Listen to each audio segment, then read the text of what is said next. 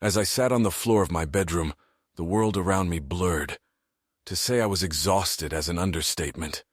Until earlier this week, I never imagined I would be here, in this moment, doing what I was doing. Sitting up, I could feel the texture of the carpet on my damp hands.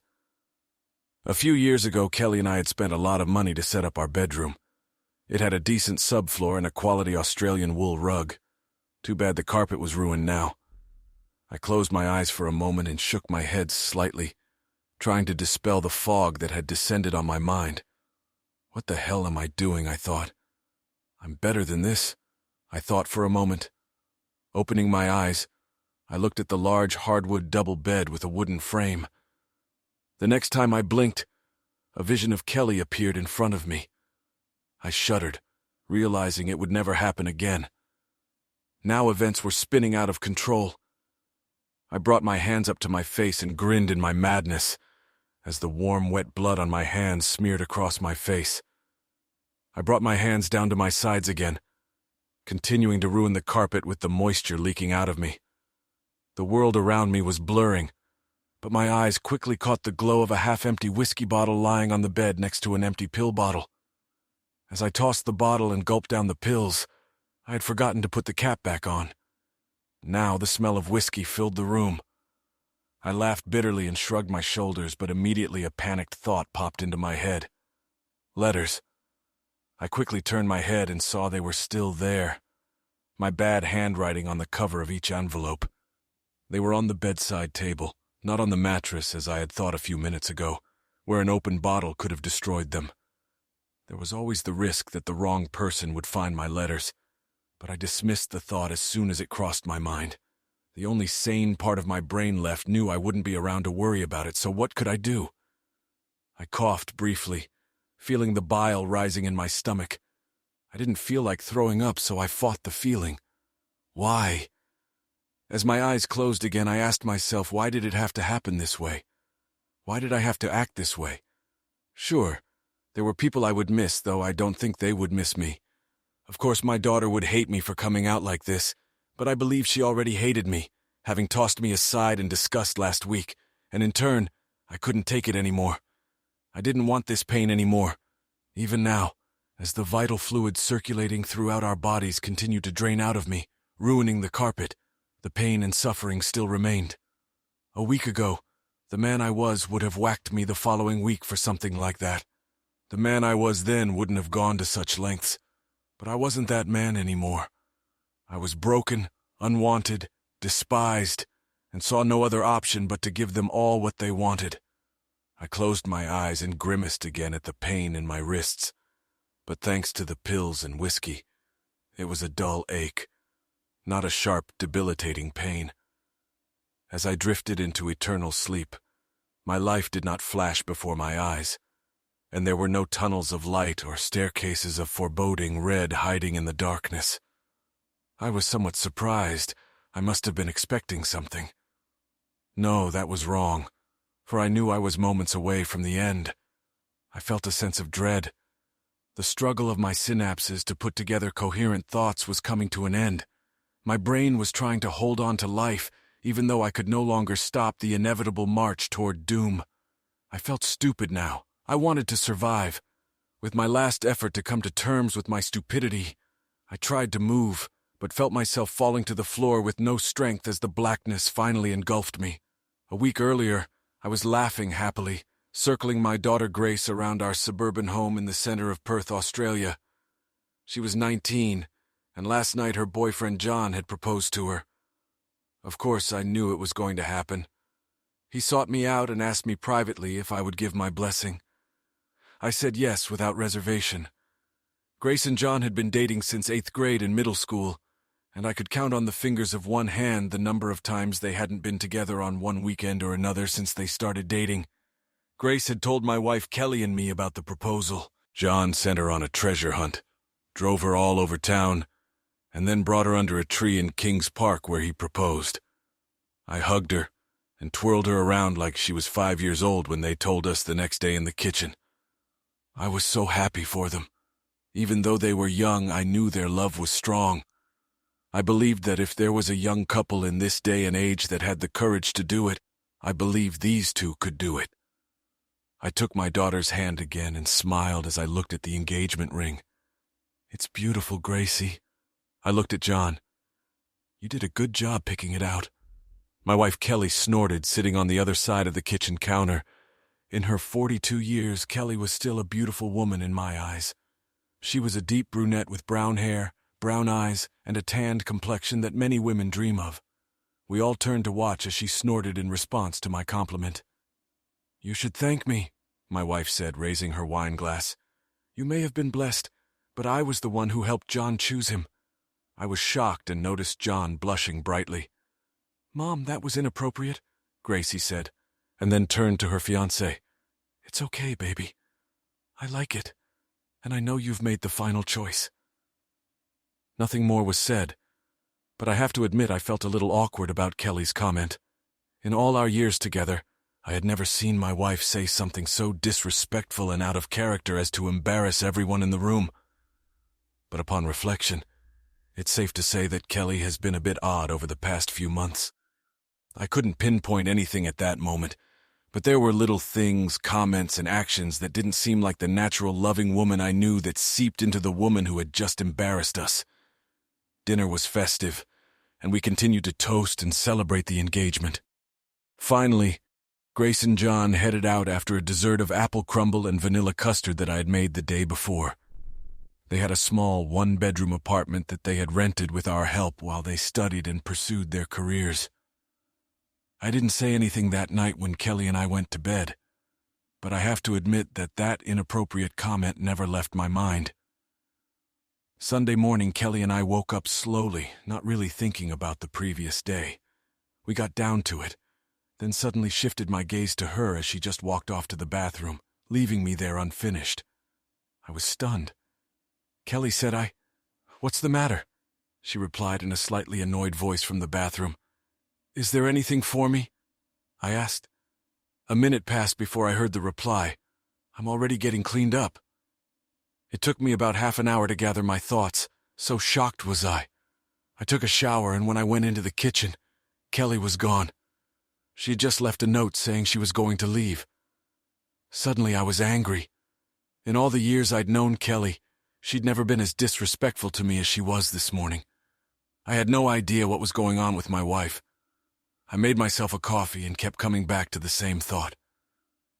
Is she cheating on me? I was finishing my coffee pondering that question when I got a call from Roger, one of my closest friends. "Yo, Bart, what's up?" he chirped. I answered with nothing more than the usual greeting. "Bart, buddy, what's up?" "Something ain't right here," said Roger. I spent the next 10 minutes explaining my thoughts to Roger. Roger laughed at me. "Buddy, if she's cheating on you, there's not much you can do. Divorce is 50-50, and she's out of work, so she'll take you to the cleaners," he said. "Won't help," I replied, a little pissed off at his attitude. "I wasn't trying to. I was trying to be realistic," said a very unsympathetic Roger. "Look, why don't we sit down and talk about this tomorrow at work? We have to have a report on the Pembroke project. We can talk things over afterward." "Sounds good," I replied without much enthusiasm. Roger was not only a good friend of mine, but we also worked for the same company. I was the senior engineer, and he was the program manager. Over the years, we developed a good team. I created the solutions, and he managed the funds and schedule. Somehow I made it through Sunday. Kelly came home, but it was almost midnight when she got into bed. She didn't say anything, even though she knew I was awake. The next day, Kelly tried to be nice. "It's not going to happen, Kelly," I said, getting out of bed. "You're saying no?" she replied, looking at me incredulously. I stared at her, then started putting on my suit for the day. "I won't touch you after your disrespect for me last weekend. I swear, if you cheat on me," I blanched, having no idea how to finish the thought. "You're going to do what Bartholomew the other does. There's not a damn thing you can do." A slight chuckle appeared on her face when she said my full name. It softened a little, but it didn't disappear completely. "Look, go back to bed. I need a release, and I'm sure you can do it too." She tried to talk me into it. I shook my head. Who the hell is this woman? "No, you can't, Kelly. I don't think you realize the absolute contempt you're showing me." "Well, screw you," she said. I shook my head and left the room. For the first time in 21 years of marriage, I was disgusted with my wife. At the office that morning, I was all worked up. My assistant, Myra, looked at me worriedly. "Barth, are you all right?" "You look out of sorts," she said with concern on her forehead. "Myra Brown has been my assistant at work for 10 years. She likes to say she was hired out of charity when she tells me about it. When Myra joined the company, her boyfriend abused her. After the breakup, when Myra had to leave home, she showed up to her job interview with a black eye, desperately applying for the secretary position. Except for the black eye at the interview, which quickly went away, Myra was quite suitable for the job. She dressed conservatively in general, but it was hard to hide the fact that she was stunning in terms of looks. Myra was very intelligent, easily understood almost everything we did. She was witty as all around. The owner of the firm hired her but assigned her to me, figuring that Myra would lack the brains to keep up with me when I was doing projects. I respected Myra also because she genuinely cared about everyone around her and had an absolute moral code. She treated you friendly until you crossed her. Then you were dead to her. People were removed from the company because they crossed her or thought she was just a stupid beauty, and then they found out that her anger was not to be trifled with. I looked at Myra, deciding what to say about the situation with Kelly. Eventually I sighed and told her the truth. Myra frowned a few moments after starting the story, but by the end of it, an angry blush ran down her neck. After the story, I hung my head, somewhat depressed that my wife was probably cheating on me. "I don't know what to do, Myra.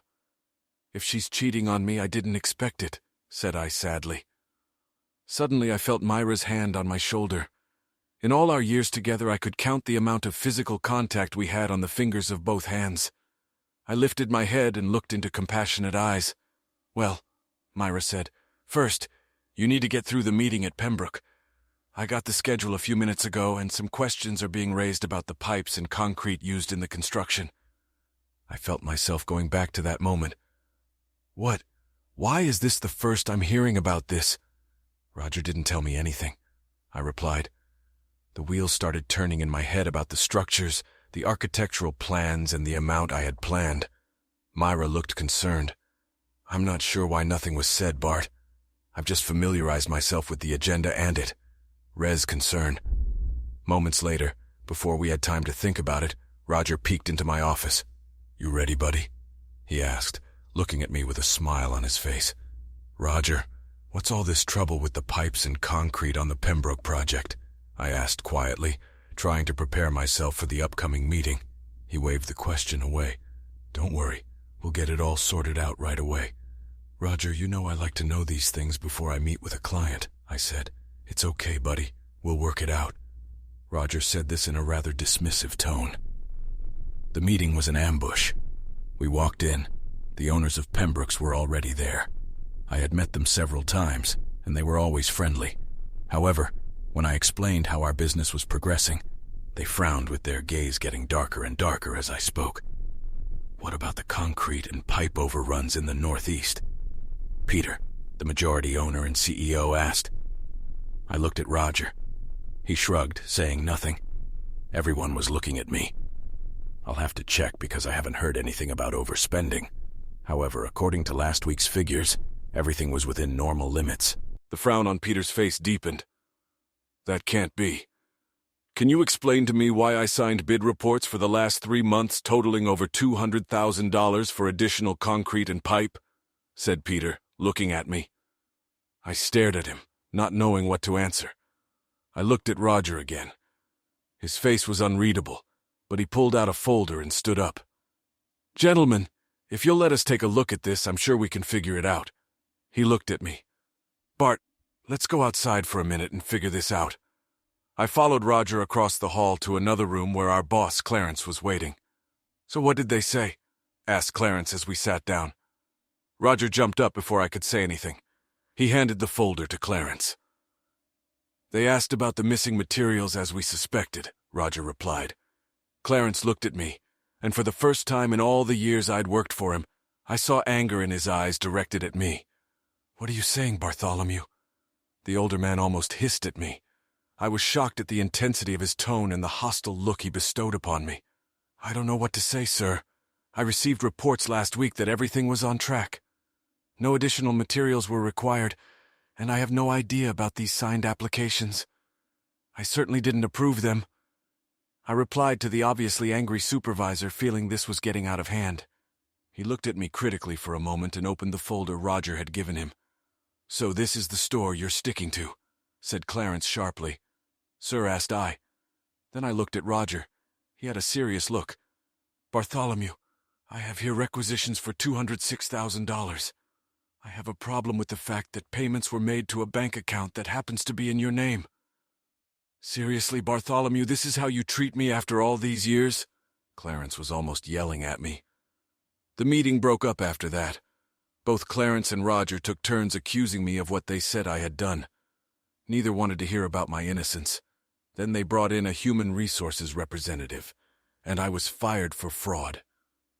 Clarence told me he would turn the matter over to the police, and to top it off, Myra would be fired on the line too, because she must have been privy to all of this, working so close to me. As I was being escorted out of the building with a bit of my belongings, I saw Roger smirking, thinking I wasn't looking. I caught Myra in the parking lot out front, security watching us if we tried to get back in. She looked stunned but was crying as she stood by her car. "Myra, are you okay?"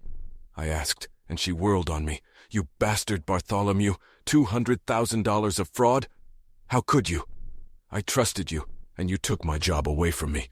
The distraught and devastated woman screamed at me. "Myra, it wasn't me," pleaded I. "It wasn't you?" She paused, a snarl appearing on her face. Before they pushed me out the door, Roger showed me the signed applications. "I saw your signature, and I know it. How could you?" She looked at me again. I noticed the hatred in her eyes directed solely at me. She didn't want to hear that I had nothing to do with it. And I guess that heartwarming story about Kelly was also a lie when I said she was cheating on you. "Seriously? You think I don't see the way you're looking at me when you think I'm not?"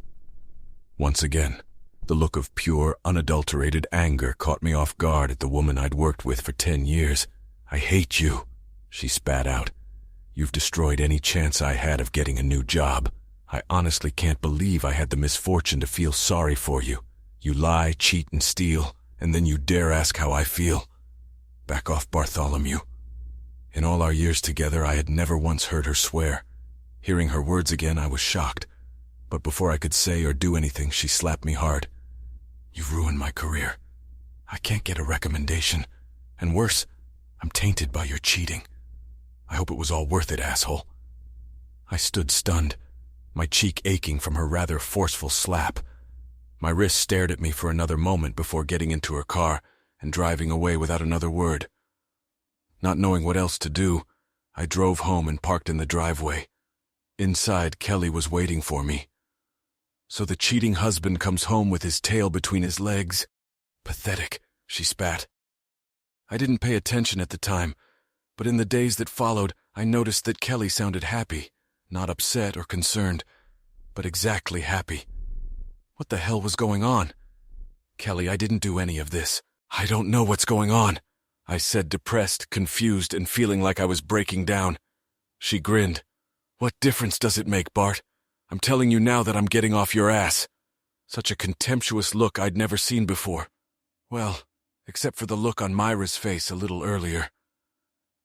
There was a knock on the door. "It's for you," she said, still growling at me.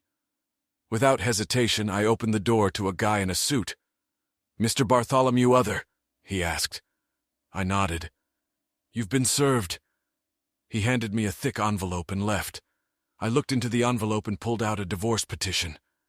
Kelly, divorce? Feeling my world shatter a little more, Kelly sensed the growing misery in me and laughed at my pain. "You're such an ignorant chump, aren't you? But of course it's a divorce. In case you haven't noticed, I've been seeing the same man for the last 6 months. He goes places you don't go. He's interesting, and of course he has a decent amount of money." She looked at me like something you could scrape off a shoe. "As for you, you no longer have a job, no family, no friends. And let's not forget that you'll probably end up in jail for fraud before the month is out." She cast a brief glance at me, and there was a sadistic look of pleasure in her eyes. I had noticed that look more and more often over the past few months. I didn't understand why I was only seeing it now. You're pathetic, Bart. My new man isn't as rich, but he does things to me that you've never done. So that's it. You admit you're a whore, a cheater, I said, anger creeping into my voice. So yesterday and today you were just enjoying yourself and you didn't care about me? Kelly laughed. Yeah, it was all just for me. I deserved all of it. Haven't you noticed that everything was always just for me? She looked at me, and for a moment I thought there was a flicker of sadness in her eyes. We did have a lot of good years together. The look passed, and the bitchiness reappeared. But you're done with Bart and I'm moving on. Kelly leaned closer to me as my world continued to crumble. Look, Bart, make it easy for me. I'm asking for the house and most of the property because you'll be in jail. So sign the papers. I'll be generous to you and give you a week to pack up your stuff and move out. But by next week, move out of this house, or I'll add a restraining order to everything else. So you're staying with your lover? I asked, feeling the weight of what was happening. Betrayal at my former job, and now also for my wife. She laughed again. Of course, his apartment is much smaller, which is why we're going to rent the place once you're in jail. But don't you dare stalk me or I'll call the police and have you arrested for stalking. You're already in jail. Don't make it worse. I pulled out a chair and sat down, mortified and rejected. Kelly took a few steps toward me. Then she noticed the glowing red handprint Myra had left there earlier. She looked at my red cheek and smiled. Well, at least that slut got let go too. Go die in a hole, Bartholomew. And with those words, Kelly left. I did nothing for the rest of the day, not even a drink. The next day, I didn't know what to do either. I was waiting for something. I tried calling Grace, but it kept going to voicemail. After about the 20th ring, she picked up. What do you need? Came my daughter's harsh voice. Grace, I started to say. Leave it alone, Daddy. Grace interrupted me. Her tone was harsh, almost sarcastic.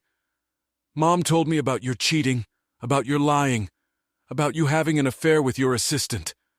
Seriously, cheating on Mom and stealing $200,000. You've ruined a lot of people's lives, and I can tell you, I've never been so disappointed in anyone in my entire life. I didn't know what to say back. For a moment, nothing passed between us. But just as I was about to catch my breath and defend myself, Grace interrupted me again. Look, I'll be blunt, Grace stated to me heatedly over the phone. John and I want nothing to do with you. You were on the news last night that the police were looking into you, and then Mom called and told me everything. Go to jail, Dad. Do your time and stay away from us. I'm not proud to say this, but if you're not in jail when we get married, don't come. I don't want a man next to me on my happiest day who can destroy our family like that. I'll find someone else to walk me down the aisle. I answered nothing, tears rolling down my face. Dad, are you listening? Do you realize how badly you messed this up? I answered nothing, but she heard my sobs. Goodbye, Daddy. From now on, you're dead to me. Don't ever try to contact me again. And I mean never. Without another word, she hung up the phone. With those words, I fell to the floor and cried. 2 days later, the police showed up at my door, arrested me, and took me in for questioning. The detectives who arrested me didn't bother to ask if I had done it. Instead, they just kept barraging me with questions about where I had hidden the money, who my partners were, how long I'd been defrauding my former place of employment. Eventually, they released me, sending me home, but telling me not to leave town because I was due in court the following week. I walked into my house, looking around at everything around me. The pictures of Kelly, Grace, and me on the walls, the pictures we'd bought, the trophies Grace had brought home over the years for her high school sports accomplishments. So many memories and good times now seemed empty and meaningless. The past week passed like a blur. Deep down, I knew I was missing something in this whole situation. I knew I wasn't connecting the obvious dots, but other than the certainty of my innocence, I had no clue. My wife left me. My daughter disowned me. I was fired from my job. My assistant blamed me. Even a close friend treated me like crap and didn't bother to follow up with me. The few calls I answered were now ex-friends talking about their disappointment in me. The scenario repeated itself repeatedly, and they asked me to never contact them again. I was poisoned. Just being around me was unacceptable. I walked into the bedroom defeated with no idea what I should do next. As an engineer, I was a problem solver, but I didn't know what problem I was solving now. After taking a shower, I went downstairs and ate a sandwich with stale bread and jam, and that cardboard flavor only made my dismal life worse. I probably would have gotten through it all if Grace hadn't kicked me out of her life. I stared at the table in front of me. There was a bottle of sleeping pills Kelly had used, and an unopened bottle of American honey whiskey. For the first time in my life, a dark thought crossed my mind about what would happen if I drank and ate the pills. I shook my head. It wasn't a solution. I just needed some time. The next day, early in the morning, I received the summons again. This time it was a ban on me coming within 100 yards of Kelly, Grace, John, or Roger, and that I had to leave the house the following Monday. Despite my growing sense of helplessness, it caught my eye that the ban included Roger, which was odd. Why Roger, exactly? Something clicked. I sent him a text message without thinking about anything, gripped by rage and what felt like an open wound in my very soul. You goddamn bastard. This is all your fault. I'm gonna beat the shit out of you calling yourself a friend. I'm gonna find you and destroy you. I got nothing in response, but half an hour later the same two detectives who had arrested me again came in and reprimanded me for violating the restraining order by contacting Roger. They weren't interested in my explanation. They didn't want to hear my story. They just wanted me in jail because in their minds, I was the bad guy. They knew I had to be out of the house by Sunday, and they said I would be arraigned on Monday. They said that a car with a detective would be parked across the street and would follow me for the next 24 hours, and I was urged not to leave the house and just pack my things. Back at the house, after a more than frustrating farewell to the two jerk cops, I was tempted to open a bottle of whiskey. 3 shots in 10 minutes, and I drowned my sorrow. I pulled out 3 pieces of paper, deciding to write a note to Kelly, Grace, and Myra. To Kelly, I wrote that I was disappointed in her. I wrote what a traitorous slut she was, and that I hoped that when she died, she would burn long and hard in the pits of hell for what she had done to me. I cursed her with every vicious word I could think of and then spat on the paper before folding it up and putting it in an envelope. To Grace, I wrote my sadness and disappointment that she didn't even ask if I had done what I was accused of. I told her I never did any of the things I was accused of. I never cheated on her mother, and she cheated on me. I told her I never stole money, and the fact that she might have thought I might have done any of those things showed that she needed to grow up and see who was feeding her this nonsense. Then I softened my tone, telling her to love John with everything she had and to think well of me when things settled down. And finally, I asked her to make sure Roger wouldn't walk her down the aisle in my place since he had betrayed me. This time my tears stained the paper as I put the letter back into the envelope. To Myra, I wrote and apologized. First, I told her that she was in no way to blame for the situation. Then I outlined a few things I thought I knew about how Roger had betrayed both of us, and he was the one I believed was now sleeping with my wife. I then explained that I was sorry if I had ever made her uncomfortable with my fervent glances. I meant only a timid appreciation for working with such an attractive woman, but I have the utmost respect for her and apologize if my glances at her have marred that. I concluded by saying that I felt I had no way out, and asked if she could ever forgive me when her anger subsided. I sealed each letter in an envelope, writing their names on it. Then I took a bottle of whiskey and a bottle of sleeping pills and went into the bedroom. Sighing, I placed each letter on the bedside table and then, as if casually, attached a post-it note to the letters asking the detectives to look at Roger's finances if they wanted to know the truth. At the end, I wrote that next time they should do their job and not bring an innocent man to what I was about to do. I made my way to the bathroom and took a leisurely, luxurious hot shower. I took a couple more sips of whiskey and then chugged all the sleeping pills with another glass. I wiped myself dry, looking in the mirror and wondering why I was doing this. I'd never been like this, but I had a plan of action, a way out of this mess. If this world didn't need me anymore, I would remove myself from it. On the bench was my razor. It was a straight razor since I like to clean shave. I picked it up and took another big sip of whiskey, and threw the rest of the whiskey on the bed, along with the empty pill bottle when I entered the room. I don't know why, but I dressed well. Pants, casual shoes, and a shirt, and then collapsed on the floor right in front of the bathroom. The whiskey and pills were starting to take effect on me. I turned the razor over in my hand and looked at the sharp edge. The blade glinted as I pondered its point. Then I noted that it hurt, but I knew it would help no one else tolerate me. They didn't want to see me. They didn't want to hear me, so I would make sure they never had to see me again. I was later told that Detective David Roundlight had saved my life. It was he who had been assigned to watch my house that evening from an unmarked car on the opposite side of the road. When Mrs. Hawkins, one of our neighbors, and probably one of the few people who didn't know what was going on, came to ask about us because there had been a lot of coming and going that week. Detective Roundlight met her at my front door. When the two of them received no answer to the knock, the detective opened the door and found it unlocked. He walked through the house until he found me, bleeding on the bedroom floor. Moments later, an ambulance was called, and the house became a crime scene. In hindsight, it was the first respite I'd had all week. I was barely alive when I was carried outside. Luckily for me, I was unable to suppress my gag reflex when I passed out. I was found in a pool of vomit, booze, and blood. An examination was conducted under the direction of Detective Roundlight.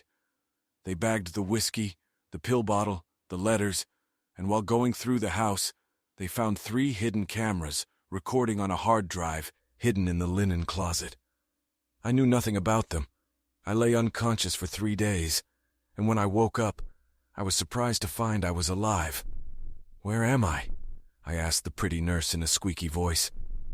"You're in a private hospital in Hollywood," she said quietly, then put her finger to her lips. She said quietly, "Your friend has been up all night and is just now falling asleep." "Friend?" I raised an eyebrow weakly. "I don't have any friends. They all dumped me."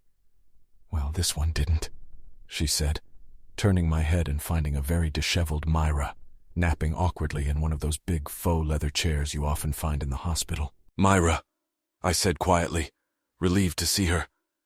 Upon saying her name, she woke up from her slumber. Regardless, as soon as she noticed that I had opened my eyes, she was at my side, her hand sliding into mine. "Bart, what the hell do you think you're doing?" she barked. But her hand held mine very gently, and there were tears in her eyes, threatening to spill over, though her bloodshot eyes said she'd been crying a lot lately. I turned away from her. "I thought it would be better," I began, shame rolling over me in waves. She snorted. "You think ending your life was the only way to save yourself, Bartholomew the Other? I've known you for over a decade. I've never known you to give up so easily." "What were you thinking?" She repeated her question. For several minutes we said nothing, just the hum of the machines as she waited for my answer. "Myra, I'm so sorry for everyone. I mean everyone. When Kelly, then you, then Grace, I couldn't take it. I never did any of it, no one even asked. I felt like I was backed into a corner. My wife told me to die. My daughter told me I was dead to her. My friend betrayed me, and I hurt and disappointed you. I wasn't thinking. I got drunk, and in a weak moment did what made sense to me in that moment. I shouldn't be here," I said sadly. She nodded, then crouched carefully on the edge of the bed. "I'm sorry to Barth," she said quietly, her own tears threatening to start. "I was angry and upset. I didn't stop for a moment to think you were innocent. I was wrong. It's okay, Myra." She pulled me against her. "No, it's not Barth. The fact that you're here and the fact that you feel I'm one of the ones who made you, I don't know if I can forgive myself." This time she began to cry. "It's okay, Myra, it's okay." I closed my eyes from exhaustion. For the next few minutes we didn't say anything.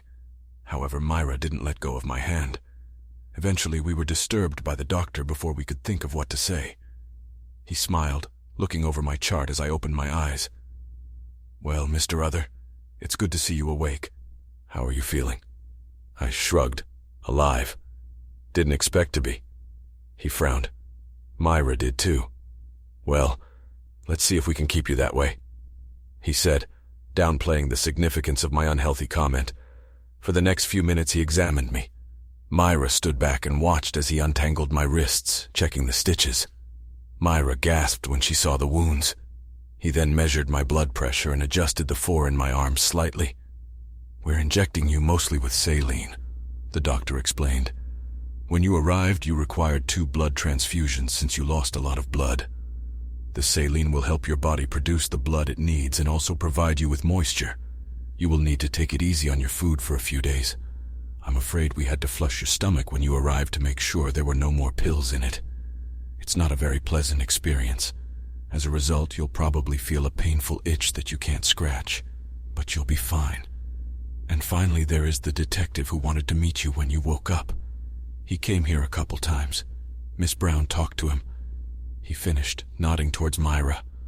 I lowered my gaze to the bed as he finished and repeated the warning for me to keep lying down and not move. He reapplied the bandages to my wrists, leaving Myra and I alone. I couldn't look at her. "So I assume you're here because of my letter?" I asked. She shook her head. "I haven't seen the letter yet, though Detective Roundlight told me about it." More tears threatening to break free. "My cousin works here in administration and found your name on the ICU list. He called me and told me you were brought here after a suicide attempt." Myra said the last word almost in a whisper.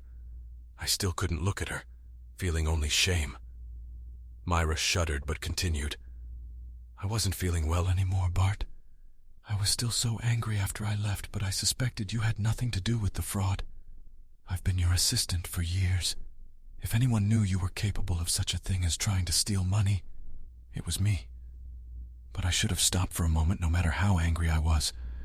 If I had, I would have realized that you had been set up when my cousin Morris called me and said, 'I don't know what's wrong with you.' I mean, he told me you were here. I knew. I just knew you hadn't done those awful things. I'm so sorry, Bart, so very, very deeply and truly sorry." Myra sobbed, her head dropping to my chest. I could feel her tears soaking the hospital gown. I could hear her whispering that she was sorry, that she had almost lost her best friend. After a few minutes, she stood up and timidly wiped her face. This time, when she tried to pull her hand away from mine to wipe her eyes, I held her back and didn't let go. Then she took another napkin with her free hand, gently wiped the tears from my eyes, and smiled tokenistically at each other. Myra took a deep breath. "When I thought about it further, I couldn't understand how you could do something like that. You always loved your job, but when Roger showed me the signed documents, I was so angry with you." She felt me tense up at Roger's name and then tried to look away. "It was him, wasn't it? Roger set you up, didn't he?" she asked quietly. I nodded. "I think so. I can't prove it, but it all adds up. The fact that he didn't tell us about the overspending, the fact that he turned out to have signed documents I've never seen, it all adds up. I also think he's the one having an affair with Kelly." I paused, my eyes closed. Myra's hand was still in mine. "I'm sorry too, Myra. I never thought Roger or Kelly could involve you in hurting me, but there's nothing I can do. All the evidence is against me. I can't prove my innocence. That's why I did what I did." I fell silent, and nothing was said for a while until a new, unfamiliar voice entered the conversation. "Well, I know you can't. They've done a pretty good job of setting you up, forging your signature and making it look like you're a criminal mastermind. But criminals who get away with hundreds of thousands of dollars don't act like you do. The guy who entered the room was large, very trim. He looked like he'd played rugby and held himself with a confidence I thought I once had. Mr. Other, I'm Detective David Roundlight. It was I, along with your neighbor, Mrs. Hawkins, who found you. Glad to see you're feeling better." I shrugged. "I'm sorry, Detective, but I'm sure you'll be able to arrest me in a few days when I'm released," I replied bitterly. I felt Myra squeeze my hand tighter. "About that," said Detective Roundlight. Myra and I looked at him. He lifted his hand and ran it through his hair. "I've been assigned your case. I'm looking into it, and some things don't add up. Would you be willing to be interviewed again?" "I think so, yes. After all, I have nothing else to lose, right?" I replied to the police detective. What about hiring him a lawyer? Asked Myra suddenly. Shouldn't he have a lawyer? The detective sighed. Yes, he could have a lawyer. We don't have to say anything until it's brought up. But yes, he probably needs a lawyer. Myra nodded. She turned to me. Bart, I'll take care of it. She left, letting go of my hand for only the second time since I woke up. As she left the room dialing a phone number, the detective and I stared after her. She may have been mad at me for what I'd done, but she was still a walking wet dream, and both of us red-blooded men knew it. She likes you, said Detective Roundlight. I laughed. She's been working for me for 10 years. We've both had a pretty bad week, so she's a little protective of me right now. I think it's more than that. Off the record, I've read your letters and talked to her. She'll be a little hellcat to your wife if she ever ends up in the same room with her. He cast a glance at the doorway from which she had emerged. She cares for you very much, Mr. Other, and right now I think you could use a few people on your side. Detective, said I, casting a questioning glance at him. He looked at me. I don't think you should say that to me. After all, I'm the one you're investigating. He grinned. That's true, Mr. Other, but I think there's more to your case than those two idiots you met thought. Besides, I heard your comments on the way here. You do believe you are innocent, don't you? He asked. Except for the fact that I got dope sick and did this to myself, I held up my hands, showing the bandages on my wrists. Of course I'm innocent. I would never steal money for an establishment I enjoyed working for so much. Well, he said as Myra came back into the room, my third cousin, Reagan Brown, will be representing Bart. She said it offhandedly. Detective Brownlight smiled and handed Myra a business card. I know Miss Brown, she's a good lawyer. She'll take care of you, Mr. Other. He looked at Myra. Have your third cousin contact me as soon as Mr. Other and her talk. The sooner the better. The three of us talked for a few more minutes before he left. That was unusual, I commented when he left. Yeah, usually the police don't have to be so friendly or be on your side. Myra agreed. We sat for a couple more awkward minutes and I started a new topic. Who's looking after Tilly if you were here? She's at my mom's right now. Also, she reached into her purse and pulled out a drawing. Tilly drew this for you. She smiled, holding it out to me. It was a folded piece of paper that Tilly had drawn. It showed a picture of a hospital and an ambulance. On the inside with a crayon was a drawing of me in bed, and the words "Get well soon" written in 11-year-old handwriting. I had to wipe away a few tears. Thank you, I said hoarsely. Have you heard anything about Grace? Myra shook her head. No, I tried calling her a few times. I left a few messages, but nothing, she said sadly. We talked in silence for about 45 minutes before Myra's third cousin Reagan showed up. After introductions, Myra removed herself and left me with Reagan. Like Myra, Reagan was a beautiful woman.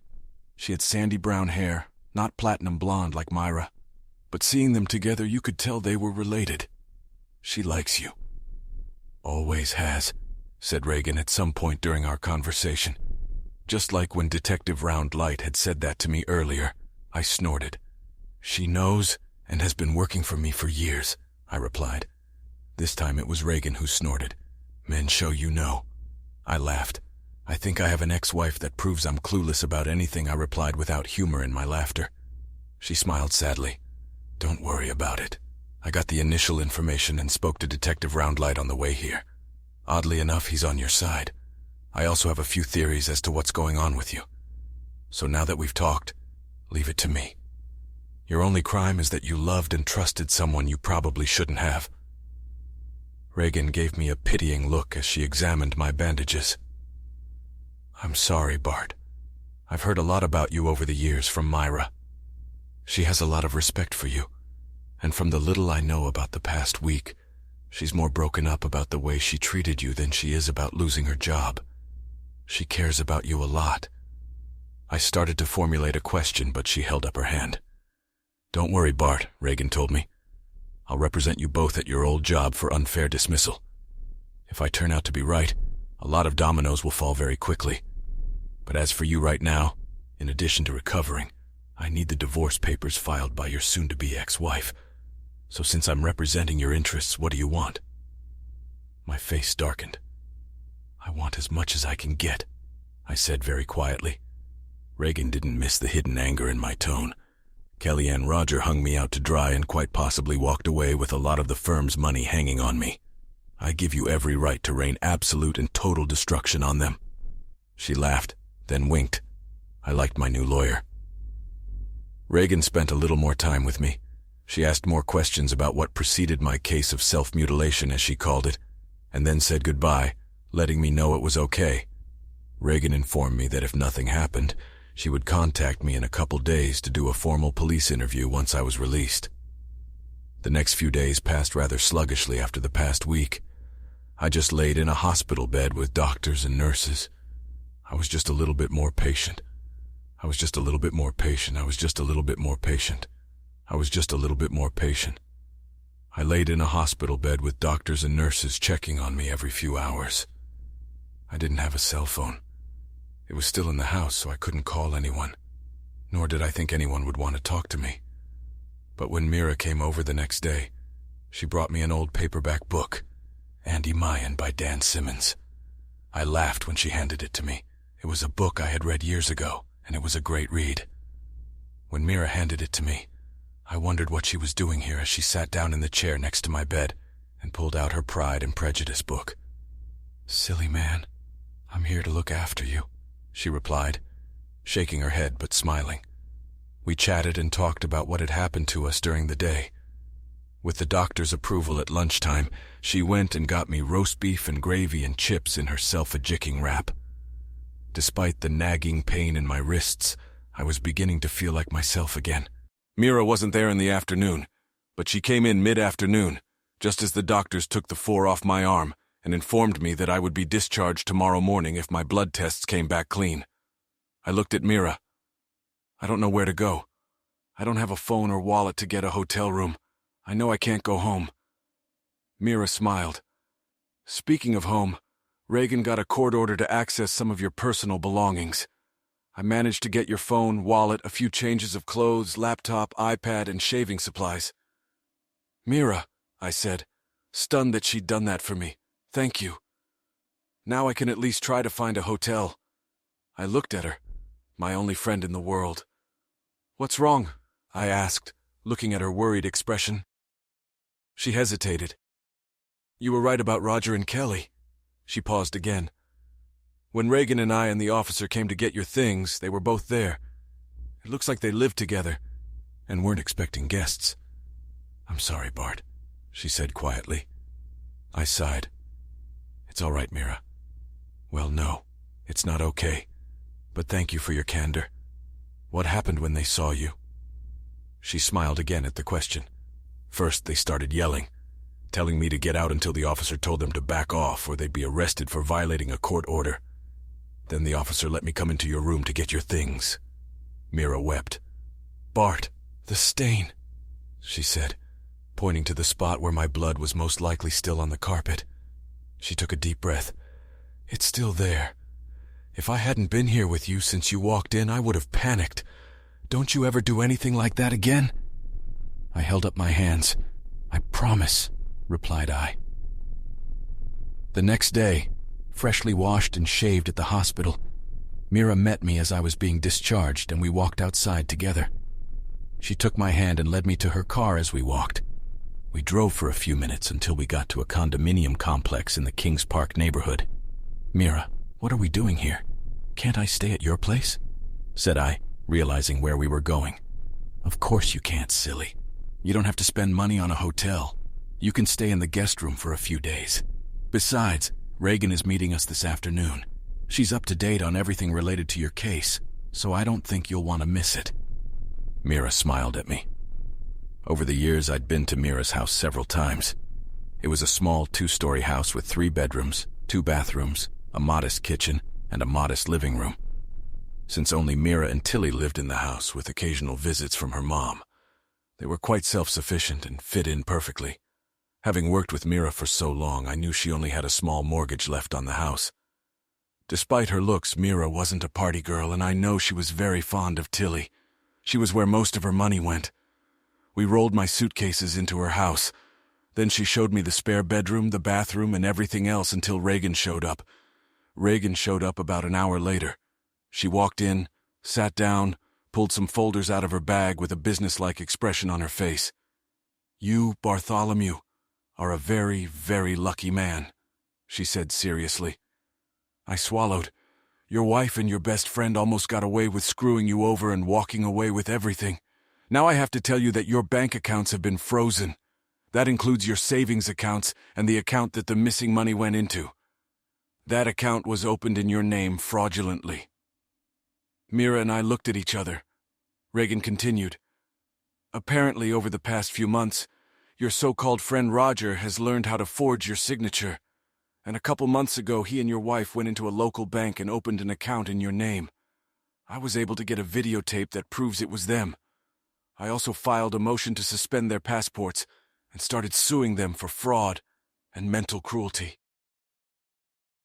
"They're in big trouble," my attorney informed Mira and me with a smile. "I've also started legal proceedings with your former work over the unfair dismissal of you both, and I think everything will be in order by the end of the week. I've spoken to Detective Roundlight, so we'll go and give him a formal interview tomorrow morning." She looked at me. "It will be routine. Just follow my instructions and everything will be fine. I expect your wife and friend to be arrested very soon." Over the next hour, the three of us discussed the details and signed a number of documents. Reagan knew that all charges against me would be dropped the next day. When she left, I spent a few minutes unpacking my clothes in my room and laying out my toiletries in the bathroom.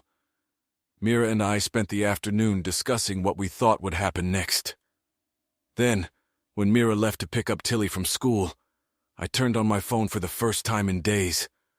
I was greeted by missed calls and text messages, mostly from Kelly, telling me how pathetic I was, and that I just needed to sign a divorce before I ended up in jail.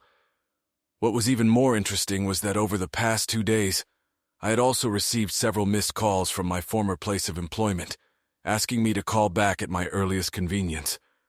But to my disappointment, there was nothing from Grace. When Mira and Tilly came home, I forgot my worries as the 11-year-old wanted to tell me about her day at school, what they had been doing, what friends they had been playing with, how she had told them about me in the hospital, and that I would be staying with her until I got better. She was full of energy, and admittedly I liked that. While Mira cooked dinner, I sat with Tilly. We did her homework with her and then read her school book to practice reading. She was a great reader, and I enjoyed reading along with her. Tilly was a mini version of Mira. I knew she would be a heartbreaker when she got older, too. She was so ebullient and innocent, I hoped she would keep it as long as possible. We ate dinner and showered, and then the three of us sat down to watch TV before bed. Tilly enjoyed showing me the latest episodes of a children's show called Bluey. As an adult, I found it funny, and so did she. Tilly asked me to put her to bed and gave me a hug that almost brought tears to my eyes. She said she was so happy it made me feel better when she let me go. After that, I had to wipe my eyes as I switched places with Mira, who also said goodnight to Tilly. Although it felt like a lifetime had passed when I had experienced such unconditional love, the fact that my daughter had thrown me under the bus still hurt. Tilly's innocent concern for my feelings felt like a relief amidst the loss of connection with Grace. Afterward, Mira and I sat down on the couch again and talked. Often she held my hand, and when we both turned around, she hugged me tightly, telling me everything was going to be okay. The next day, we had our interview.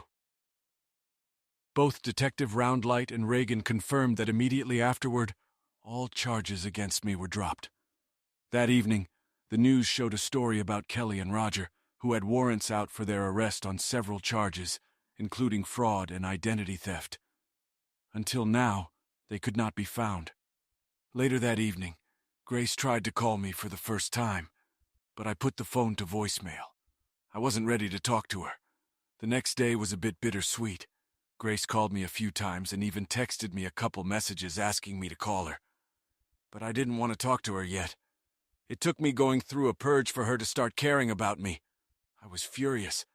She'd cast me aside without thinking, and then ignored Mira's calls when I was in the hospital. Now that it appeared that her desire to talk was her mother and Roger's fault, my daughter could eat crow a little. That night, however, when we were all already asleep. I had a nightmare. I was at home having just used a razor on myself when Kelly and Roger came in and started having fun on the bed. Then Mira, Grace, and John stood in the doorway and mocked me while I lay there dying, unable to do anything. I woke up sweating like a pig and screaming at the top of my lungs. Before I realized what was happening, Mira was already standing next to me, wide-eyed and worried, even till he was standing in the doorway with tears on her face. I put my head in my hands and sobbed. "I'm sorry, so sorry, I can't." I finally started to calm down and they both climbed onto the bed with me. Myra climbed on top of me and stayed on one side while Tilly snuggled on the other. I felt Mira put her arms around me. "It's all right, Uncle Bart," Tilly said. "You had a bad dream. That happens sometimes. Mom and I are going to stay with you. Go to sleep." I tried to go back to sleep, but I couldn't. After a while, I felt Tilly fall asleep. Her small hand lay on my stomach, but I felt Mira looking at me. "Are you okay, Bart?" she asked with genuine concern in her voice as she continued to cuddle me like a mother hen to her newly hatched chicks. I thought for a moment. "No, I'm sorry, Mira, but I don't think I'm okay. It was a dream from that night. I mean, when I couldn't say it. I think Mira realized what I was going to say, because she leaned over and kissed my cheek, and then I felt her nozzle into my neck. "What are we going to do, Bart?" she cried softly. "This isn't fair. You don't deserve this," she cried, pain and resentment for me in her voice. I told her in turn, wrapping my arm around her and pulling her against me, trying not to wake Tilly, who was snoring softly against my side. "We'll figure it out. It'll be okay." In that moment, I felt like I had found myself again, if that makes sense. Mira's pain and worry brought me back to myself for the first time since that night. I hugged Mira and Tilly until the sun came up and a new day dawned. The next morning we had breakfast, after which Mira took Tilly to school. I used this time to start looking for a counselor. I needed help. By the time Mira returned, I had already made several phone calls explaining that I needed help. Mira gave me the biggest smile and then gave me a much more serious smile. "Bart, can we talk about something?" she said, leading me over to the couch, and we both sat down. I looked at her, then nodded, thinking I knew what she wanted to talk about. "It's okay, Mira," I said. "I realized last night was scary. With Tilly here, it's not good if I wake up screaming. I'll find somewhere else." Her eyes widened. She quickly placed her hands on mine, and a panicked expression danced across her face. "No, Bart, that's not what I wanted to talk to you about," she said, then took a deep breath. "Actually, it's quite the opposite, Bart. I don't know how to say this, but I just need to." I looked at Mira. The expression on her face was painfully beautiful but perplexed. "Bart, I'm in love with you." Mira suddenly babbled. Talk about being shocked when you get information you weren't expecting. "Excuse me?" I said like a stupid dummy. "I said I'm in love with you. And I have been for a long time." She repeated more modestly this time and blushed slightly.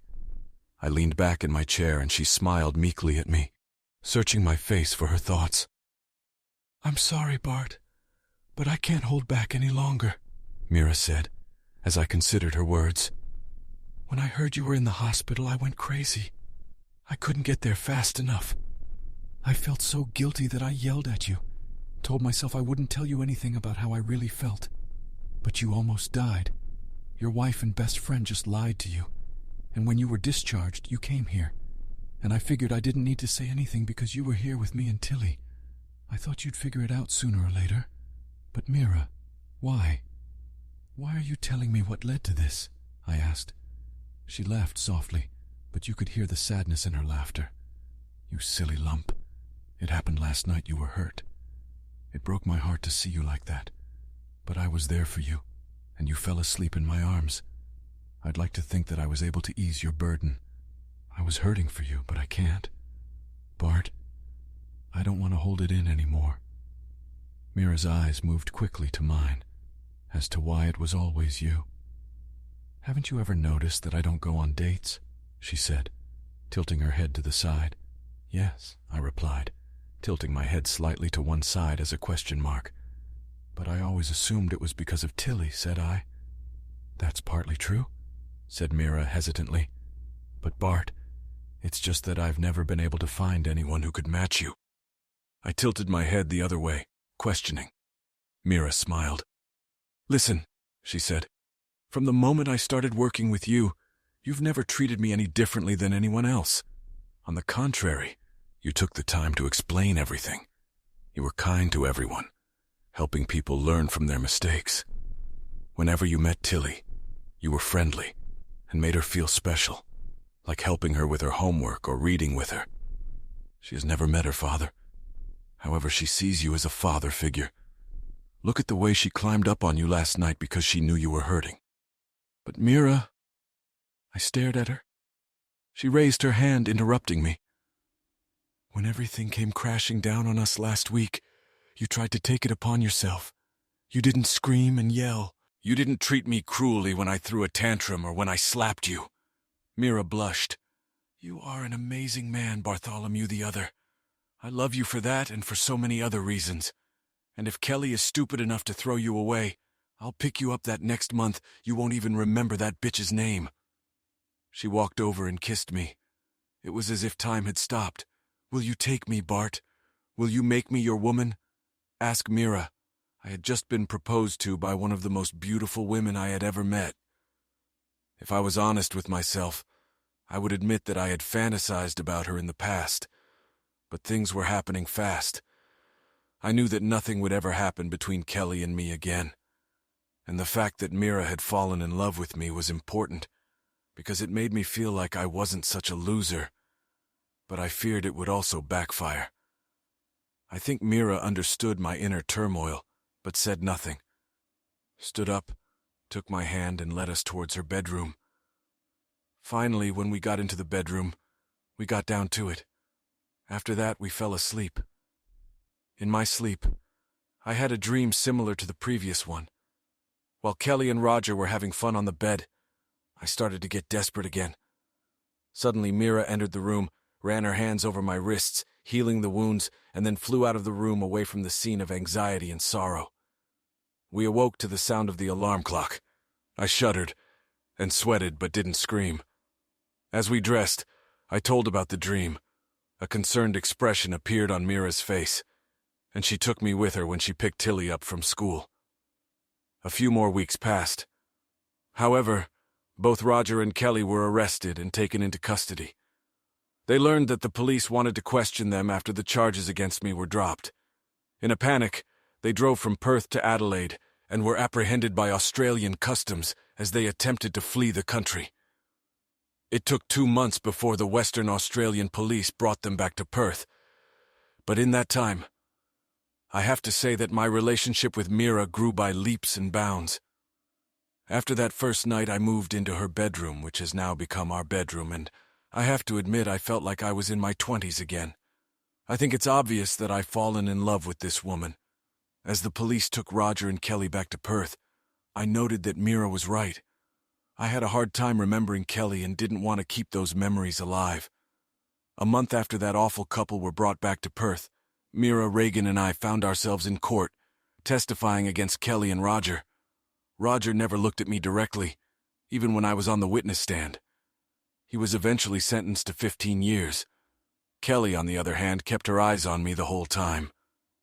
During the trial, it turned out that Roger was the mastermind behind the whole thing. He was the one who seduced Kelly and pushed the fraud, so everyone was surprised when Kelly got 20 years.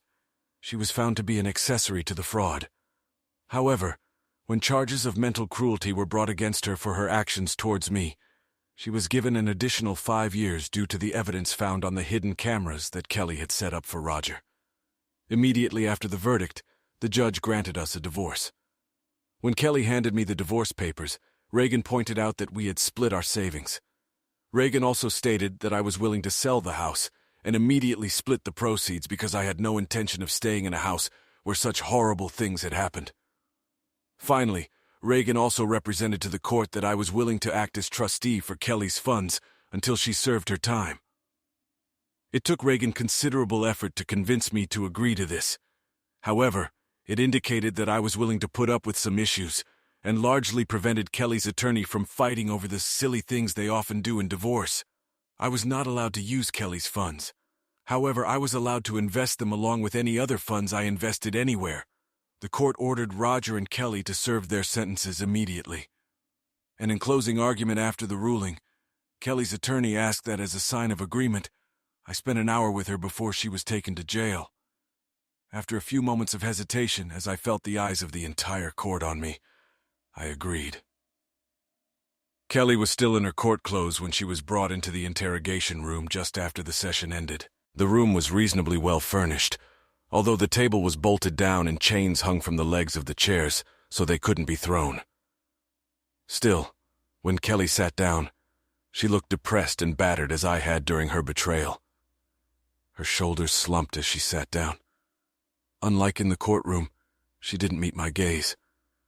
Her prison escort told us she would be right outside the door, just knock when we were done. There was no hurry. For a few minutes we sat in silence. It was the first time we had been in the room since Kelly had told me to do something, which I ended up trying to do. "I'm sorry, Bart," she said quietly, looking at her hands. I was a little surprised that she spoke first, and that her first words were an apology. The last words were clearly the opposite. "Are you Kelly?" I asked, letting a note of bitterness into my tone. She raised her eyes to me, which held tears but didn't spill over. "Yes, Bart, I'm sorry." I wanted to reply and dismiss her apology, but she paused classically, raising her hand. I waited and held my tongue. "Please, Bart, let me handle this and then you can scold me," Kelly said mournfully. I leaned back in my chair and gestured with my hand for her to continue. "Thank you," she said brokenly, looking me straight in the eye for the first time since she'd been in the room. "Believe it or not, Bart, I'm sorry. I don't know what happened to me. For so many years I loved you, and I still do, despite doing such horrible things. But the worst part is that I knew how much you loved me.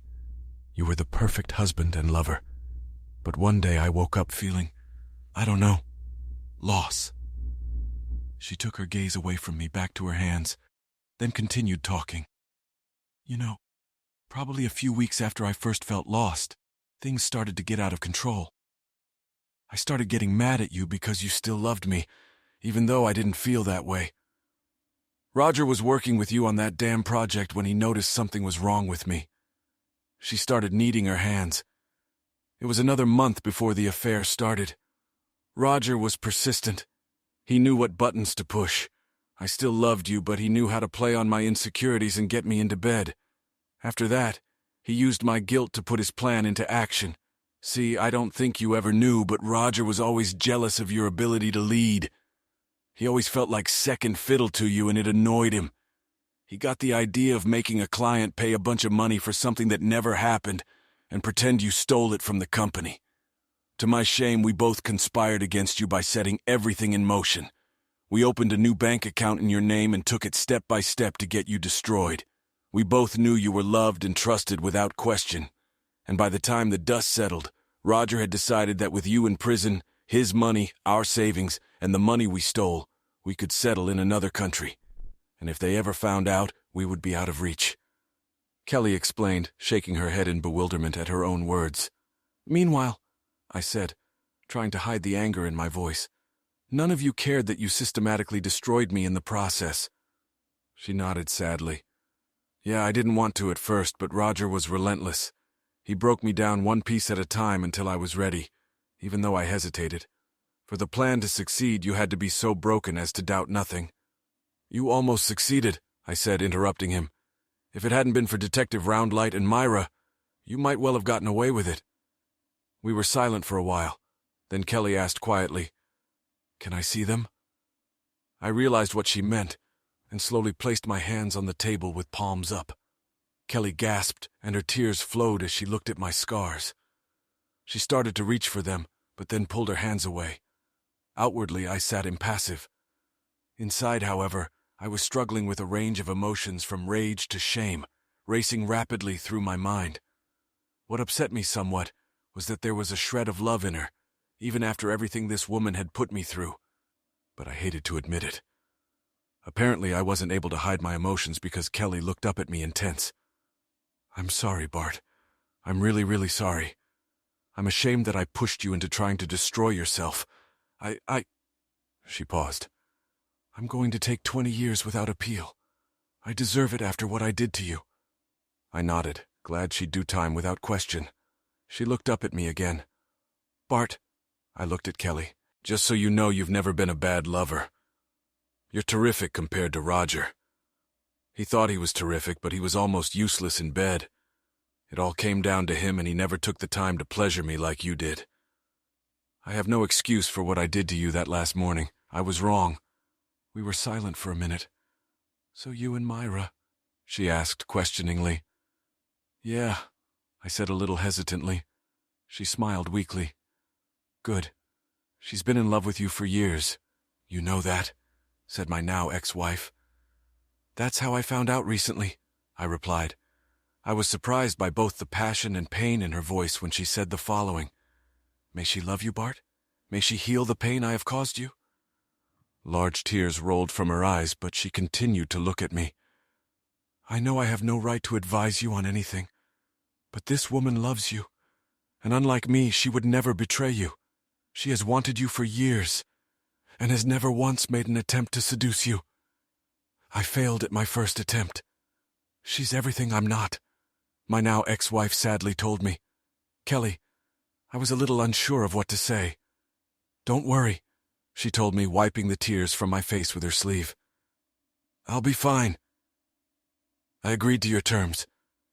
I was surprised that you were so generous and cared about my money while you were in jail. You're a better man than I could have ever imagined." I sighed. "Kelly, I once loved you more than I think you've ever known. If you had talked to me about your feelings, maybe we could have avoided everything. But I'm trying my hardest to forget everything you've done to me. But just so you know, I still hold a lot of anger inside of me right now. I want to scream at you. I want to strangle the life out of you for what you said to me. But I can't, Kelly. I'm the one who decided to kill myself, and I'm the one who has to live with it." For a moment, neither of us spoke. "Bart," Kelly said as we looked at each other again, "I'm sorry I did that to you. You deserve more from me, and I shared just as much guilt for pushing you. Even more than you do if we're honest with each other. I will always be ashamed. I saw the letter you wrote, and you were right that I will burn for what I did, but I thank God that you were alive." I gritted my teeth for a minute. The feelings playing in my mind were still strong. How could Kelly say those things now? How could she take it upon herself to try to take away the anger and pain I was holding inside of me? It wasn't fair, so I changed the subject. I offered to take care of your money out of respect for our years together. You'll have enough to start over when you get out if you want to. I said this, trying to hide my emotions and still failing miserably. Kelly noticed my thinly veiled attempt to hide, but agreed to change the subject, laughing bitterly. "I'll probably be in my 60s, and then hopefully that will be enough to retire on." 60 isn't that much," I said. "Keep at it, and you'll be cheerful until 80. We talked for a few more minutes about how she wanted to communicate her means. That relaxed us both a little. But I sensed she wanted to bring up the next topic. "Have you talked to Grace?" she asked, hesitating slightly. I shook my head. Grace practically told me where to go, that I was dead to her and accept the lies you and your lover fed her as gospel. It was that conversation that broke me. I looked at Kelly and she flinched at the pain and sadness in my eyes. "Kelly, she never asked me if I was innocent, never gave me the benefit of the doubt. She just threw me out without another word." It was after that phone call that I stopped and stood up, suddenly turning away so Kelly wouldn't see my tears. While I was crying, if I had turned to look, I would have seen Kelly sobbing too. She knew I couldn't tell. Turning my back to Kelly, I continued. "When I was in the hospital, Myra tried to contact her, but nothing. Then, as Kelly did, I wiped my face with my sleeve and turned around, sitting back down while Kelly tried to wipe the tears from her face. I'm sorry, Bart." Kelly wrinkled her nose. "Roger and I organized a lot of this. To my eternal shame, we planned for Grace to turn on you." I nodded. Kelly saw the flash of anger in my eyes, admitted her actions, and hung her head shamefully. I was about to reprimand her for ruining my relationship with my daughter, but she already knew she had. Kelly had just openly admitted it. "If it makes you feel any better," Kelly said sorrowfully. "Grace cut me out of her life too. I haven't been scolded this much since I was a kid, but I know I deserved it and more." "Bart," Kelly said suddenly, and the sadness in her voice was gone, replaced by something more insistent. "Our girl needs you. She's scared and angry at everyone.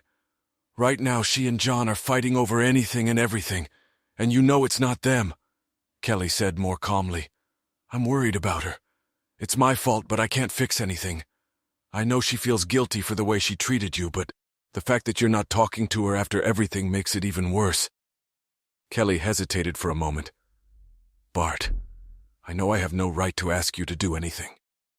Kelly paused and looked at me again as she continued to knead her hands. "But could you find the strength to forgive Grace? Our daughter needs at least one parent. I realize now that even if I hadn't been locked up for long, the guilt of what I did to you, as well as turning Grace against you, would have eaten me alive for the next few years, and she would have hated me in the end anyway." Kelly snorted. "It's better that way. It's better that you're the one to take her away. If you died, I don't know what she'd do. Please, Bart, for that matter, take care of our daughter. My now ex-wife begged me." "Kelly," I took a breath and wondered what to say. "What you're asking is hard. You hurt me badly, but you were my wife, not my blood.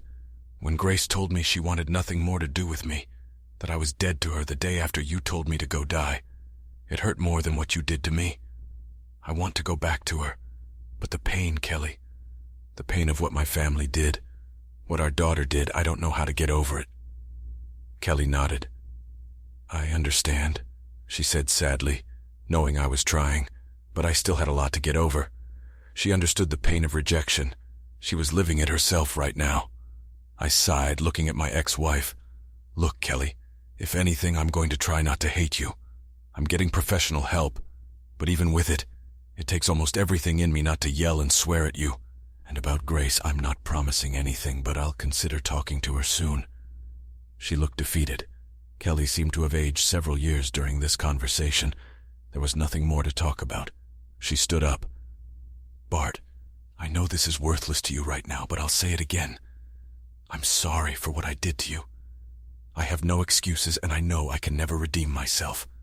I'll do my time, and though I may never get it, I'll hope that one day you can forgive me." Kelly snorted again, then looked up at me, wrinkles and age lines clearly showing on her face. "You may not believe me, but I still and always will love you. I may have lost sight of that for a while, but I still love." We stood there in awkwardness. Tears flowed from Kelly's eyes again as she walked to the door and knocked. Her prison escort opened it. Kelly stopped and looked back at me. "Love, Myra, Bart, give her the love I so foolishly threw away. Live a beautiful life and hold your head high. There are people around you who love you. Never forget that there is always someone who cares about you, who will help you get back on your feet, even in the hardest of times. I lost sight of that, but I'm proud of you, Bart. You're becoming yourself again. Goodbye, my beautiful man." "I'll never forget you," Kelly said regretfully as she said goodbye and walked out of the room. I pondered this conversation. There was no screaming. Kelly had taken responsibility and accepted her prison sentence. As I left the room, a line of small droplets could be seen on the tile floor in the direction Kelly had passed. I turned around, mourning for a moment for what once was, and then turned and walked the other way. I was led out of the secure area and into the public gallery, and my mood immediately improved when I saw Myra standing there waiting for me. Even for such a solemn occasion, my assistant-turned-girl looked beautiful. "Did everything go well?" she asked. "Yes," I replied. "It was surprising. I was expecting a bunch of excuses and accusations against me, but she took most of the blame and showed me an amazing degree of remorse." "What do you think of that?" asked Myra. I thought for a moment, continuing to hug Myra. To be honest, I still have a lot of anger in me toward Roger and toward her. But unlike Roger, I also feel sorry for her. She knows she ruined everything in her life and now she's paying for it. Apparently, Grace has also cut Kelly out of her life for what she did. Myra nodded. For a moment, she hesitated. About that. She looked at me. John and Grace are here. While you were with Kelly, John came up to me and said they would be at the cafe across the street for the next few hours if you wanted to talk. He knows how upset you are. Apparently, they had a big fight over the way Grace treated you. But she's desperate to see you. I took a deep breath and looked at my lover. You think I should talk to her, don't you? I asked. Myra nodded. Yes, my love. You have a pain in your soul that I can't take away. Only Grace can.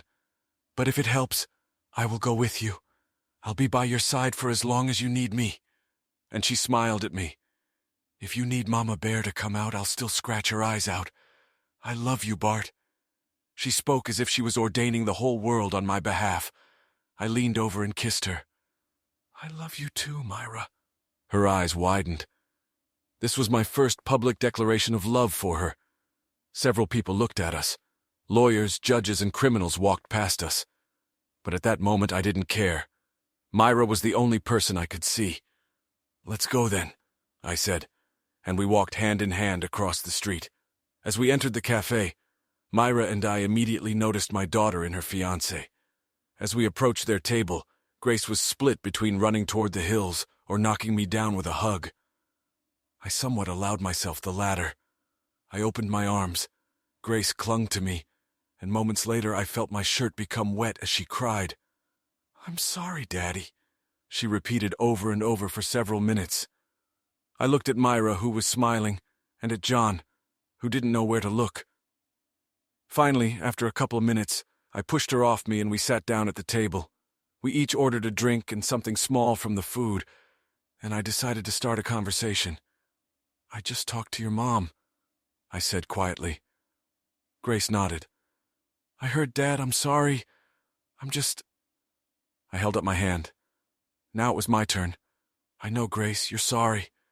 Your mom explained a lot, but you should know that your words hurt me. Hurt me more than ever before. At that moment, I felt like I had no way out. One of the few people who I thought at least cared about me, regardless of the circumstances, had abandoned me without a second thought. What hurt the most, however, was that you didn't even ask if I was innocent. Grace colored a deep red. Embarrassment was clearly readable on her. Dad, She squared her shoulders. No, I have to say it. She said more to herself than to anyone else. I noticed that John didn't say anything, only squeezed her hand in encouragement. Dad, I'm sorry. I should have given you time to answer, should have let you explain everything, but I didn't. I can't put the blame for my actions on Roger or Mom. But they told me how badly you screwed up. How you were about to go to jail. How you were having an affair. She glanced at Myra. Mom, with Roger's help, kept telling me what a fraud you were. They were convincing. By the time you called, I was so worked up that I said a lot of things that I regret now. John nodded. I suppose that was a big part of their fighting. Dad, when Myra left messages about you being in the hospital, I thought it was all a ruse. After all, Mom and Roger still roughed you up, and Myra was the one you were in cahoots with. Grace looked at Myra, then at me. They said you just wanted attention since Myra was part of your scheme. But it's true, Dad, you were trying to... She couldn't say the last sentence. None of us could. I nodded, swallowed, and raised my wrist to show her my scars. I'm sorry, Gracie. Yes, I was at a very low point and saw no way out. At the worst possible moment, I got drunk and did something I regret. I spoke slowly, swallowing. It was still hard for me to speak, but I knew I had to do it. I had to show my daughter what she made me do. After my confession, Grace cried again, sobbing into her hands. Myra clung to my side as both her and my emotions threatened to snap. For a few moments, no one said anything. John looked at us. I don't want to brush off the seriousness, but I'd like to give Gracie a break and calm down. John looked at us and smiled. Can I assume something good came out of all this? He said, gesturing to Myra and me huddled together. Grace looked up, and after a moment her eyes widened. Daddy, "You and Myra?" she asked questioningly. "Yes," I nodded, and then felt I should explain. "But it wasn't an affair like your mother told you. I never cheated on your mom. When I woke up in the hospital, Myra refused to leave me. You don't know this, but Myra also believed for a while what Roger and your mother were doing. We made up, and I found out how much that woman loved me. Myra blushed, but wrapped her arms around my waist and then reached up and smacked me on the lips.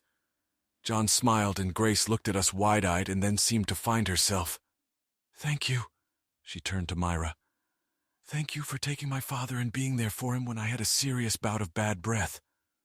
Myra laughed, and that diffused the tense situation somewhat. Then for the next few hours we talked. Sometimes we discussed our ordeal from an individual perspective, sometimes from a group perspective. At one point I even had Grace switch seats with Myra so my daughter could give me a hug.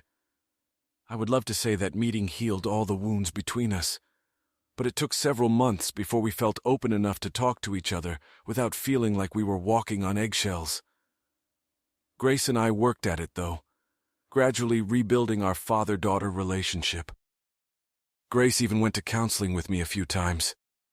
My counselor helped us address some of the gaps and issues, such as trust, that we were never able to resolve after our first meeting at the coffee shop. One of the challenging sessions was when I asked Grace not to cut her mother completely out of her life. Sure, Kelly was a manipulative and conniving bitch, but she was paying the price and was still her mother. She agreed to go and meet with her on the condition that I go with her the first time. It was a difficult meeting. We didn't talk much about it as there were a lot of hard feelings between the three of us, but Grace did make an effort. And the following week, Kelly wrote me a letter thanking me for convincing her. 6 months later, when things had settled down, I asked Myra to marry me. I proposed during a family dinner. Tilly and Grace supported me and said it was long overdue. John shook my hand and told me to take care of her. I laughed and he smiled, repeating the same phrase I had said to him. Shortly afterward, Grace and John bound themselves in marriage. With my consent, Myra visited Kelly in jail and asked if she would allow her to take over as mother of the bride. Kelly apparently cried but agreed. Tilly was wonderful as the flower girl and called everyone my second daughter. From that moment on, I was no longer Uncle Bart, but Dad. After reconnecting with Grace, I walked her down the aisle and placed her in the arms of a very proud husband. As we danced between father and daughter, I felt her pressed against me and whispered a prayer of thanks. That evening, I felt the last vestiges of reluctance to be around Grace disappear. Later, Grace even sent a series of photos and a letter thanking Kelly for giving Myra permission to perform in her place. I understand Kelly keeps them on the wall in her cell. While the dust of the criminal case with Roger and Kelly was settling, Reagan negotiated a significant settlement for Myra and me in terms of work. For a while, Clarence refused to budge, claiming he had done nothing wrong. But a week before our day in court, he made an offer that Reagan rejected. It was low and insulting. Then 2 days before the trial, he made another offer, which Reagan rejected. But it resulted in Myra getting a high 6-figure sum and me a nice 7-figure sum. For a multi-million-dollar engineering company, our payout was insignificant compared to the damage a public trial would cause. However, rumors had already started to fly, and Clarence's income had dropped significantly until he retired and sold the company for less than 30% of what it had been worth when I had worked there. With the settlement money, Myra and I started our own engineering consulting company. We provided administrative and engineering services.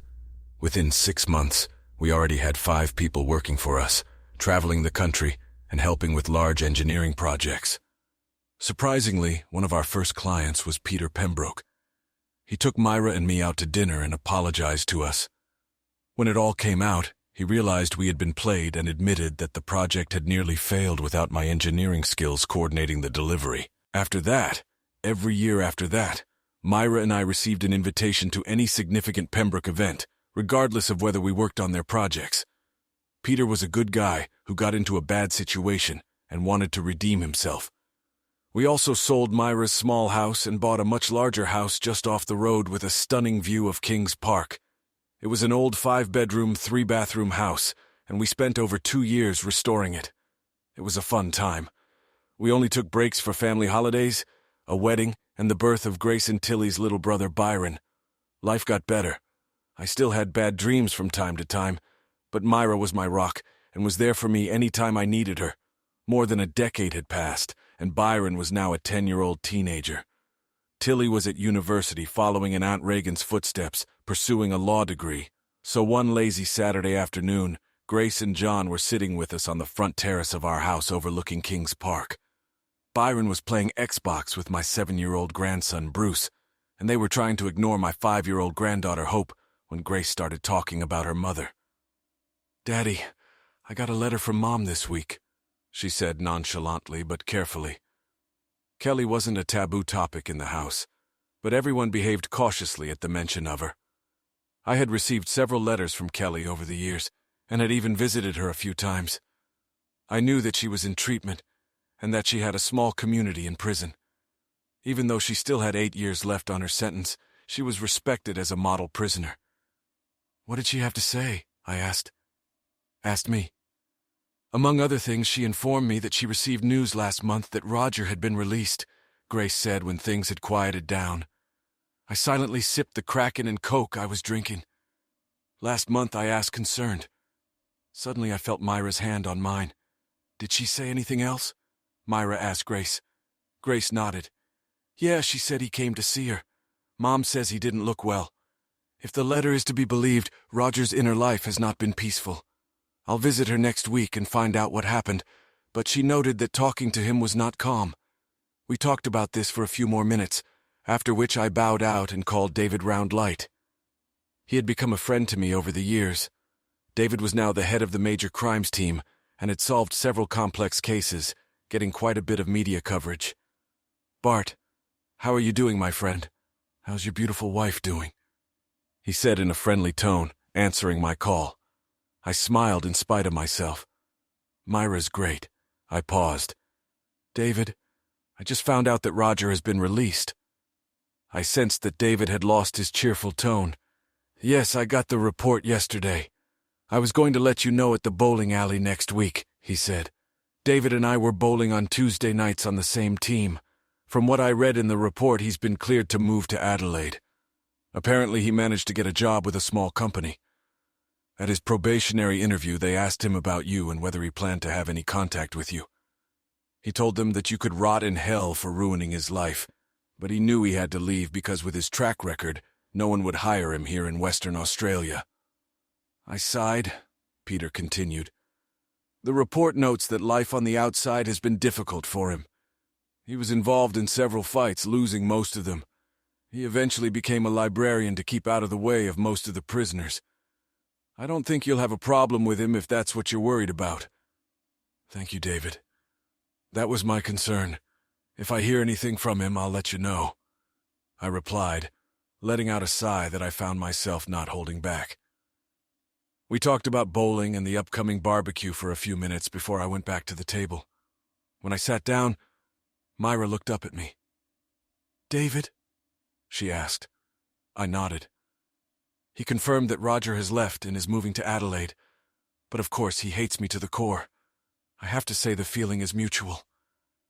I told the gathered family. The rest of the day passed a little low-key, but I was with my family and they made sure I felt supported. That night, I woke up covered in sweat and screaming from my first nightmare in years. In it, Roger came in the night and tied us all up. He pointed a gun at us and said he would shoot Myra, Tilly, and Byron if I didn't use the razor. I took the razor and was about to do what I had done once before when I woke up to a scream. Myra woke up instantly. I was sweating like a pig and couldn't stop rubbing my wrists while she tried to calm me down. Without asking, Myra called my therapist, who very graciously accepted the call at 2 a.m. Mind you, that's what we were paying him so much money for. I explained the dream while Myra cried, snuggling gently against me. Although it upset my wife, simply discussing it made me feel better. My therapist listened as I recounted the dream, and noted that it was likely triggered by the news of Roger's release and the anxiety I was feeling about everything I had experienced during that time over 13 years ago. We arranged to meet again, and I thanked him for picking me up so early in the morning. As we settled down, Myra checked on Byron, who was surprisingly still asleep. Tilly was awake, but after hearing our conversation on the phone, she went back to bed and asked my mom to tell me she loved me. I lay down after using the bathroom, and Myra snuggled up to me. "Do you really think there's going to be a problem with Roger?" asked Myra, slightly concerned. "No, I don't think so," I replied. "I think he'll go away and we'll never hear from him. And even if we do, you know we have protection." I hinted at my hunting gear, safely stored in the closet. Myra nodded absent-mindedly. "Okay, I'm sorry, my love, that the news of this has made you mad. Are you all right?" "Sort of," I replied. "Unfortunately, I think there will always be a shadow there. I don't think about those days as much anymore, but it will always be a part of me. But when I think about those times, I usually dwell on the beautiful blonde who flew in and saved my life." Myra lifted her head and looked at me. "I'm serious, my love," I told her. I felt so helpless at the time. I felt like there was no other option but to end it all. I could have done it again if you hadn't been there when I woke up. I realized there was no getting rid of it. Ignoring it won't help. The best I can do is make sure I have the ones I love around me as often as possible, reminding me of everything I have to be grateful for, and talk to you when I need to, so I don't end up in the same place again." Myra nodded. "I love you, Bart," she said. "I love you too, Myra," I replied. With those words we fell asleep, and while we didn't always live happily ever after, we had our good days and not so good days. Yes, there were fights and disagreements. There were more nightmares. But I realized that I had unconditional love from a woman who made everything possible, friends who accepted me for who I was, and a family that was there for me despite life's storms. Thanks for watching. I hope you enjoyed it, so subscribe to my channel and watch the next video.